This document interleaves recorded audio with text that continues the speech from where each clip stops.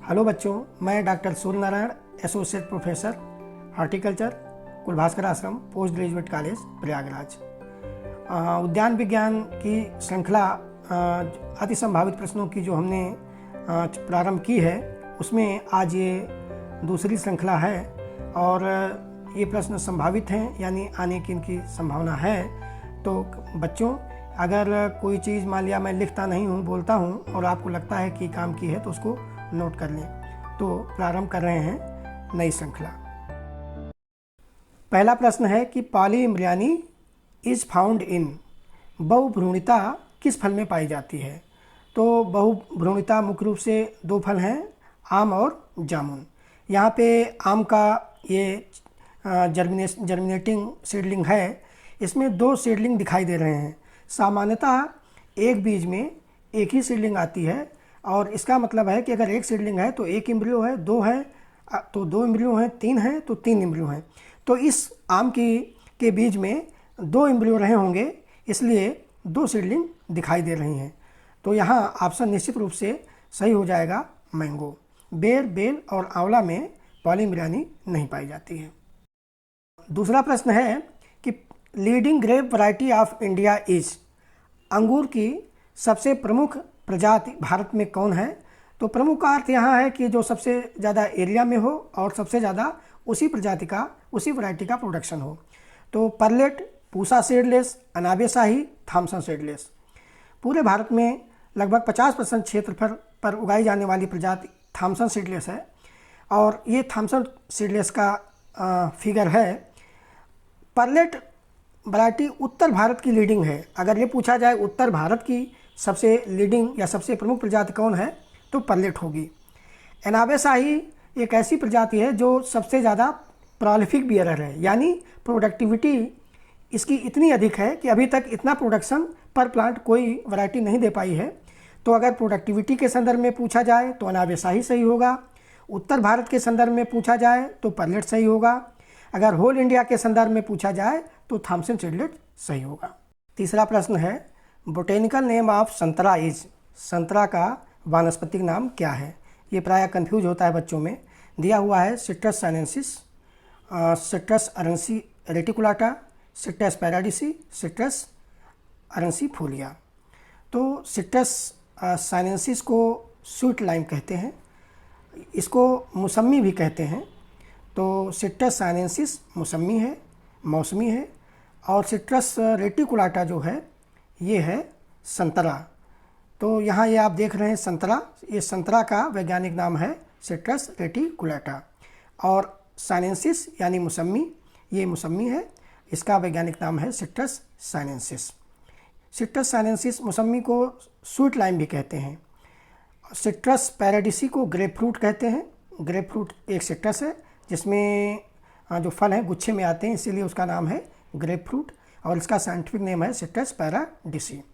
Citrus अरेंसीफोलिया को सावर lime कहते हैं, खट्टा नींबू, और याद रखिएगा सिट्रस साइनेंसिस को स्वीट लाइम कहते हैं। तो साइनेंसिस मतलब मौसमी और रेटिकुलाटा मीन्स संतरा। चौथा प्रश्न है, the preservative of jam is, jam jelly हम लोग बनाते रहते हैं, पढ़ते भी हैं। तो जैम का प्रिजर्वेटिव यानी परिरक्षक क्या है? तो KMS sodium metabisulphite, SB sodium benzoate, citric acid, sugar. तो प्रिजर्वेटिव ऑफ जैम क्या होगा? शुगर होगा, क्योंकि हम जानते हैं किसी भी प्रोडक्ट में अगर 65% या उससे अधिक शुगर लेवल हो जाता है तो उसमें अलग से प्रिजर्वेटिव मिलाने की ज़रूरत नहीं पड़ती है, वो स्वतः प्रिजर्व हो जाता है।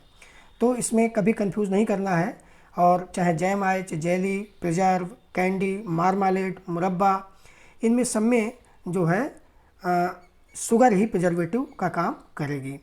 तो इसका डी ऑप्शन सही होगा। पांचवा प्रश्न है कि which is a summer deciduous plant. Summer deciduous का मतलब है कि गर्मी में जो पतझड़ वाले पौधा कौन है इसमें से? हम जानते हैं कि पहाड़ों के फल होते हैं जो सर्दियों में पत्ती गिरा देते हैं, उनको विंटर डिसीडुअस कहते हैं, और मैदानी क्षेत्रों में जो अपना क्षेत्र है इधर उत्तर प्रदेश में, यहाँ पे कुछ फल हैं जो जाड़े में पत्तियाँ न गिरा के गर्मी में गिराते हैं। तो ऐसे फल को समर डिसिडुअस या गर्मी में पतझड़ वाले पौधे कहते हैं। तो यहाँ पर mango, jamun, bael, jackfruit. तो समर डिसिडुअस जो है वो बेल है। Bael is the summer deciduous plant. ये देखिए गर्मी में फल लगे हैं लेकिन पत्तियाँ इस वृक्ष में नहीं हैं। तो इसी से स्पष्ट हो जा रहा है कि बेल क्या है, समर डिसिडुअस प्लांट है। मैंगो, जामुन और जैक फ्रूट एवरग्रीन है, सदाबहार हैं। ये पत्तियाँ एक साथ कभी नहीं गिराते हैं। छठा प्रश्न है not true about tomato product. टमाटर के उत्पाद के बारे में क्या सत्य नहीं है। तो यहाँ दो टमाटर के उत्पाद हैं, केचप और सॉस। इसके बारे में आपको बताना है। पहला है ketchup is thicker than sauce. Ketchup sauce की अपेक्षा गाढ़ा होता है। क्या बात सत्य है? एकदम सही है। केचप जो है सॉस की अपेक्षा गाढ़ा होता है। बी ऑप्शन है ketchup has high TSS than sauce. Ketchup sauce की तुलना में गाढ़ा तो होता है, क्या उसका हाई TSS भी होता है? Ketchup has high TSS than sauce. ये बात गलत है। केचप का TSS जो है सॉस से कम होता है। केचप का TSS 25 to 28 के बीच में वेरी करता है, जबकि सॉस का TSS 30 होता है। Sauce is spicy than ketchup. क्या सॉस स्पाइसी होता है केचप की तुलना में? Yes it is true. तो सी ऑप्शन भी सही है। All are not true. यहाँ नॉट भूल गए हैं तो यहाँ नॉट हो जाएगा। ऑल आर नॉट ट्रू, ये बात सही है कि चूँकि बी गलत है तो ऑल आर नॉट ट्रू, ये भी बात सत्य है। तो याद रखिएगा केचप का TSS सॉस से कम होता है। केचप का TSS 25 to 28% होता है, जबकि सॉस का TSS 30 होता है। सातवां प्रश्न है व्हिच बहार yields best quality guava fruits. बहार माने होता है कि फ्लावरिंग, कि गुआवा में लगभग 3 बार फ्लावरिंग आती है पूरे साल में, और फ्लावरिंग को ही बहार कहा गया है। तो कौन सी फ्लावरिंग बेस्ट होती है, यानी व्हिच बहार is best quality gives guava fruit. कौन सी बहार में सबसे अच्छी गुणवत्ता के फल आते हैं? तो अम्बे बहार, मृग बहार, हस्त बहार, आल बहार। तो या जिन फलों का उत्पादन जाड़े में होता है वो सबसे अच्छी क्वालिटी के फल माने जाते हैं। तो स्वाभाविक तौर से है, लगभग फूल खिलने और फल आने के बीच में लगभग 3 माह का अंतर होता है। तो अगर जुलाई अगस्त में जिनमें फ्लावरिंग होती है तो उसमें फल जाड़े में आएंगे, और जुलाई अगस्त की फ्लावरिंग को हम मृग बहार कहते हैं। मृग माने जब वास्तव में मृग खुश हो, यानी बरसात में। तो याद रखिएगा मृग बहार में फ्लावरिंग जब होगी तो उसमें सबसे अच्छे फल आएंगे, और मृग बहार की फ्लावरिंग जुलाई अगस्त में होती है, और उसके फल जो हैं वो अक्टूबर, नवंबर, दिसंबर पूरे जाड़े भर मिलते रहते हैं, जैसे फ्लावरिंग होती रहती है। तो मृग बहार, अम्बे बहार के फल ज़्यादा ज़रूर आते हैं लेकिन उनकी क्वालिटी अच्छी नहीं होती है। तो इसमें बी ऑप्शन सही होगा। आठवां प्रश्न है Japanese art of flower arrangement is called. फूलों के सजाने की जापानी तकनीक को क्या कहते हैं? ये बहुत इम्पॉर्टेंट प्रश्न है। इसको आइके बाना कहते हैं, मोरीबाना नहीं कहते हैं। मोरीबाना में फल और सब्जियों के साथ जब फूलों को सजाया जाता है तब उसको मोरीबाना कहते हैं। बोनसाई में पौधे को छोटा रखते हैं, यानी उसकी जड़ों की प्रूनिंग की जाती है, उसकी पूरी कैनापी की प्रूनिंग की जाती है, जिससे कि 8-10 साल पुराना कोई पौधा हो जाए लेकिन उसकी हाइट 1 फीट से ज़्यादा न हो, तो उसको बोनसाई कहते हैं। टापियरी में किसी एनिमल का रूप दिया जाता है, काट छाँट करके उसका आकार जो दिया जाता है उसको टापियरी कहते हैं। एक गमले में विभिन्न प्रकार के पुष्पों को एक विशेष तरीके से सजाते हैं, इसी को आइकेबाना कहते हैं, और आइकेबाना जापानी कला है।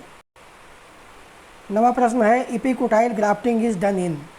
इपिकोटाइल का अर्थ होता है जब गुठली से जब सीडलिंग 10 से 12 दिन की हो जाती है, जब उस पर ग्राफ्टिंग की जाती है तो उसको इपिकोटाइल ग्राफ्टिंग कहते हैं। तो ये आम का बीज है, इसको स्टोन कहते हैं। इससे ये लगभग 14 दिन का ओल्ड है। इस पे जो काट करके ग्राफ्टिंग जब करेंगे तो इसी को इपिकोटाइल ग्राफ्टिंग कहते हैं। तो मैंगो के केस में की जाती है। अगर यही प्रश्न संघ लोक सेवा आयोग में पूछा जाता कि और ये लिखा होता epicotyl can be done in, तो mango, jackfruit, cashew, all of them, तब उसमें ऑल ऑफ देम उत्तर सही हो जाता। उसका कारण ये है कि वास्तव में जिसमें स्टोन, जिन फलों के बीज बड़े साइज़ के होते हैं उनमें सीडलिंग भी तंदुरुस्त निकलती है, हेल्दी निकलती है और उस पर ग्राफ्टिंग करना संभव होता है। तो मैंगो की सीड बड़ा होता है, जैक फ्रूट में भी काफ़ी बड़ा सीड होता है, कैजू में होता ही है। तो इन तीनों में हम एपिकोटाइल ग्राफ्टिंग कर सकते हैं, लेकिन आप कंफ्यूज ना होइएगा, यूपी पीएससी में ऐसा नहीं पूछा जाएगा और उसमें उत्तर केवल मैंगो सही होगा। मैंगो में एपिकोटाइल ग्राफ्टिंग व्यावसायिक स्तर पर की जाती है। तो यहाँ मैंगो का चित्र भी बना है, तो मैंगो ही उत्तर सही होगा। 10वां प्रश्न है, commercial method of rose propagation is cutting, T budding, layering, हिप्स। तो बच्चों कमर्शियल मेथड जैसे आप जानते ही होंगे टी बडिंग है। ये रूट स्टॉक पे टी आकार का चीरा बनाते हैं और इस पर सील्ड आकार की ये बड लेते हैं और इसको इस पर इंसर्ट करके इस तरीके से बांध देते हैं पॉलीथीन स्ट्रिप से, और इसी को टी बडिंग कहते हैं। क्योंकि हम बड जो लेते हैं वो सील्ड यानी बोर्ड शेप या सील्ड या ढाल के आकार की लेते हैं, इसलिए इसे सील्ड बडिंग भी कहते हैं।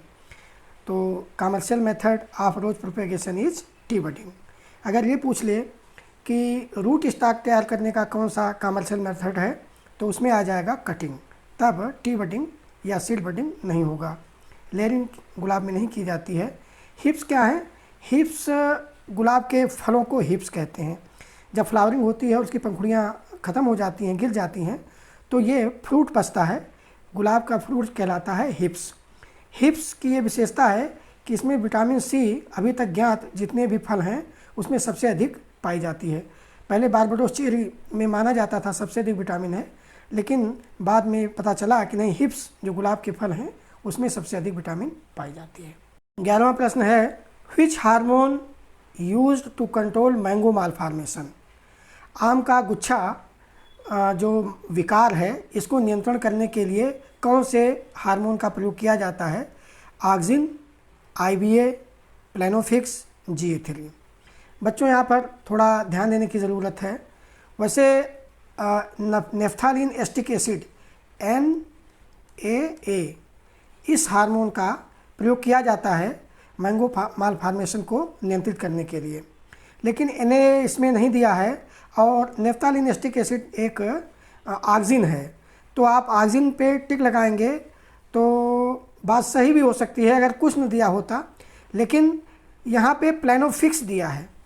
प्लेनोफिक्स NAA का कमर्शियल रूप है, तो यहाँ पे IBA तो रूटिंग हार्मोन है, ऑक्सिन ना होकर के प्लेनोफिक्स सही होगा, क्योंकि प्लेनोफिक्स में केवल नेफ्थालीन एस्टिक ही एसिड ही पाया जाता है, जबकि ऑक्सिन कई तरीके के होते हैं, उसमें IBA भी होता है, NAA होता है, इंडोल एस्टिक एसिड भी होता है, तो कई कैटेगरी के ऑक्सिन होते हैं। इसलिए ऑक्सिन तो बहुत होते हैं, लेकिन मैंगो माल फॉर्मेशन के लिए विशेष तौर पर नेफ्थालीन एस्टिक एसिड का ही प्रयोग किया जाता है। और प्लेनोफिक्स एक ऐसी दवा है जो मार्केट में मिलती है और उसमें नेफ्थालीन एस्टिक एसिड पाया जाता है। ये मैंगो माल फॉर्मेशन इसमें दिखा, जिसमें कि पूरा बौर जो इन्फ्लोरेसेंस है वो बेकार हो गया है, अब इसमें फ्रूटिंग नहीं होगी और ऐसे ही पेड़ों पे टंगा रहता है, इसकी प्रूनिंग कर दी जाती है। और एक चीज़ और है बच्चों, नेफ्थालीन एस्टिक एसिड का जो स्प्रे किया जाता है वो फूल खिलने के समय नहीं किया जाता है, इसका अक्टूबर में किया जाता है। अक्टूबर में क्यों अक्टूबर में किया जाता है NAA का एप्लीकेशन?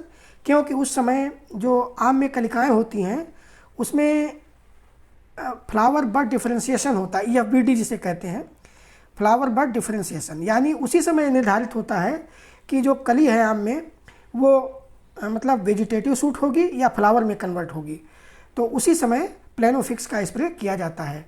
ये भी आ सकता है कि नेफ्थालीन एस्टिक एसिड का छिड़काव कब करना चाहिए, तो फरवरी मार्च में जब फ्लावरिंग होती तब नहीं करना चाहिए, इसका छिड़काव अक्टूबर में करना चाहिए जिस समय फ्लावर बड डिफरेंशिएशन होता है, पुष्प कलिका विभिन्नीकरण।